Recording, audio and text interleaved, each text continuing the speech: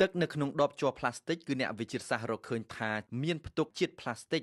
ជាទម្រង់លំអងជាធាតុល្អិតតូចឆ្មានិងមីក្រូផ្លាស្ទិកជាក់ស្ដែងទឹកបរិសុទ្ធនៅក្នុងដបជ័រ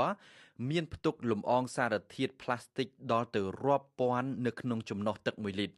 នេះបើតាមរបាយការណ៍សិក្សាថ្មីចេញផ្សាយនៅក្នុងទស្សនាវដ្តីបណ្ឌិតសភាវិទ្យាសាស្ត្រអាមេរិក PNAS នៅថ្ងៃច័ន្ទទី8មករាអ្នកស្រាវជ្រាវវិទ្យាសាស្ត្រអាមេរិកបានប្រើប្រាស់បច្ចេកវិទ្យាទំនើបនិងប្រព័ន្ធ laser ដើម្បីធ្វើពិសោធន៍តេស្តគុណភាពទឹកនៅក្នុងដបទឹកផ្លាស្ទិក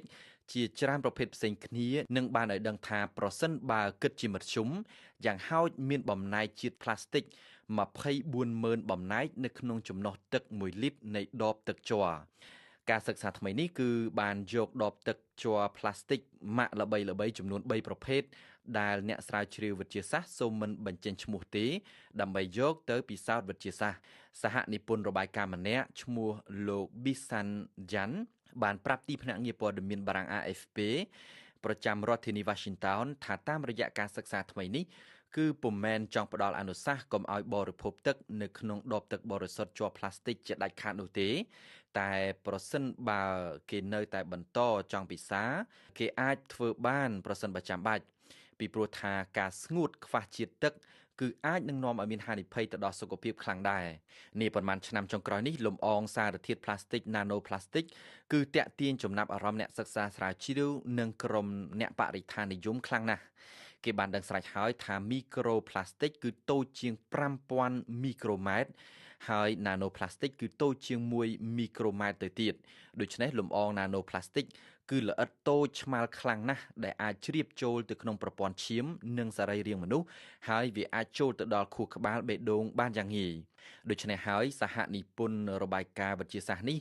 បានលើកឡើងថាករណីប្រសិនបើមនុស្សយើងព្រួយបារម្ភខ្លាចលំអងជាតិផ្លាស្ទិក Nanoplastic នៅក្នុងដបទឹកសុទ្ធនោះគឺនៅក្នុងដំណាក់កាលនេះគេអាចនឹងផឹកឬក៏ប្រើប្រាស់ទឹករ៉ូប៊ីណេជាបណ្ដោះអាសន្នសិននៅថ្ងៃអនាគតអ្នកវិទ្យាសាស្ត្ររំពឹងសង្ឃឹមថានឹងពិសោធន៍ទឹកនៅក្នុងប្រព័ន្ធទឹករ៉ូប៊ីណេថែមទៀតដែលគេជឿថាអាចនឹងមានលំអងផ្លាស្ទិក Nanoplastic ខ្លះដែរក៏ប៉ុន្តែវាទំនងជាតិចតួចជាង Nanoplastic នៅក្នុងដបទឹកជ័រវីដេអូដែលបងប្អូនបានមើលហ្នឹងគឺផ្សាយដោយវិទ្យុបារាំង AFE បងប្អូនមើលវីដេអូនេះបងប្អូនយល់ច្បាស់ហើយការញ៉ាំទឹកសុទ្ធច្រកដបហ្នឹងមានផលប៉ះពាល់ច្រើនមែនទែនសម្រាប់ខ្ញុំគឺខ្ញុំមានបំណងចង់ជួយបងប្អូនទេខ្ញុំសូមចែកចាយទឹកដែលផលិតដោយប្រទេសជប៉ុនជូនបងប្អូនហូបដោយមិនគិតថ្លៃទឹកទេណាបងប្អូនចេះអង់គ្លេសបងប្អូនមើលឯកសារខាងលើទៅយល់ហើយដែលផលិតដោយប្រទេសជប៉ុននេះគឺទទួលបានលិខិតបញ្ជាក់ ISO ហើយជាមួយនឹងសមាគមគុណភាពទឹកនៅសហរដ្ឋអាមេរិកនេះជាសញ្ញាបត្របញ្ជាក់នេះជាសញ្ញាបត្រ ISO ដូច្នេះសំខាន់ណាស់ទទួលបានសញ្ញាបត្រ ISO ច្រើនមែនទែនទឹកនេះញ៉ាំទៅជួយសុខភាពបងប្អូនការពារបងប្អូនមិនឲ្យឈឺហើយជួយឲ្យបងប្អូនមានសម្រស់ស្រស់ស្អាតទៀតដូច្នេះអ្វីដែលបងប្អូនឃើញហ្នឹងសិតតែជាសញ្ញាបត្របញ្ជាក់ដែលទទួលស្គាល់ដោយស្ថាប័នធំៗក្នុងសកលលោកហើយទឹកដែលផលិតដោយប្រទេសជប៉ុននេះមានដុកទ័រវិជ្ជបណ្ឌិតល្បីៗនៅជប៉ុនរហូតដល់ 6,500 នាក់នេះលិខិតបញ្ជាក់គឺណែនាំឲ្យមនុស្សក្នុងសកលលោកញ៉ាំទឹកហ្នឹងទៅដើម្បីជួយសុខភាពការពារជំងឺអាយុវែងសម្រស់ស្រស់ស្អាតហើយលិខិតបញ្ជាក់នេះចាក់ថាទឹកហ្នឹងញ៉ាំទៅការពារជំងឺមហារីកទៀតហើយចំណែកលិខិតចុងក្រោយមួយនេះគឺក្រុមគ្រូពេទ្យដែលប្រចាំព្យាបាលប្រធានាធិបតីអាមេរិកហ្នឹងបានណែនាំទៅឲ្យប្រជាពលរដ្ឋប្រជាជននៅលើសកលលោកយើងផឹកទឹកហ្នឹងទៅដើម្បីឲ្យយើងបានសុខភាពល្អអាយុវែងសម្រស់ស្រស់ស្អាតអញ្ចឹងណាដើម្បីតែប្រធានាធិបតីម្ចាស់ស្ត្រីនិងមនុស្សល្បីៗលើសកលលោកក៏ផឹកទឹកហ្នឹងដែរដូច្នេះខ្ញុំឃើញទឹកហ្នឹងល្អខ្ញុំក៏មានដំណងចង់ឲ្យបងប្អូនញ៉ាំទៅហើយខ្ញុំអត់មានគិតថ្លៃទឹកហ្នឹងទេដូច្នេះចូលរួមចំណែកជួយឲ្យបងប្អូនសន្សំសំចៃពីការយកលុយទិញទឹកសុទ្ធមួយចំនួនដែរហើយក៏ជួយសុខភាពបងប្អូនដែរ